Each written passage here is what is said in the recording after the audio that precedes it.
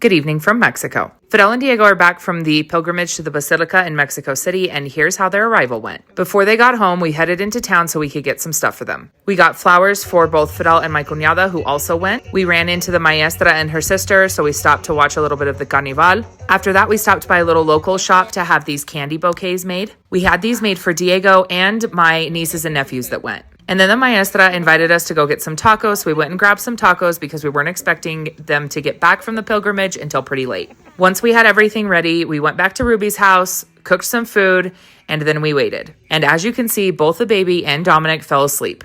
And because they were asleep, I wasn't able to go outside to greet them, but I got to see them when they came inside. So flowers are pretty traditional to get the walkers when they come back, which is why we got that for Fidel and my cuñada. But we thought that it would be fun to get the kids some candy bouquets. Now, the pilgrimage or the peregrinación, I know that's a really hard word for me, goes from our town to the Basilica in Mexico City, and it's 5 days of walking. And they do stop and sleep each night. And this year, instead of just walking, Diego also volunteered to help the kitchen and setup crew. And this is Fidel's 5th year being part of the committee that puts all of this together and makes sure that the walkers get there safe. Now, they got home at around midnight. So as soon as everybody came in and they all had their gifts, we sat down to have some dinner. And then, of course, when we sat down to have dinner, the baby woke up because he didn't want to miss out on the fun, I guess. But I'm just so incredibly proud of all of them for completing the walk.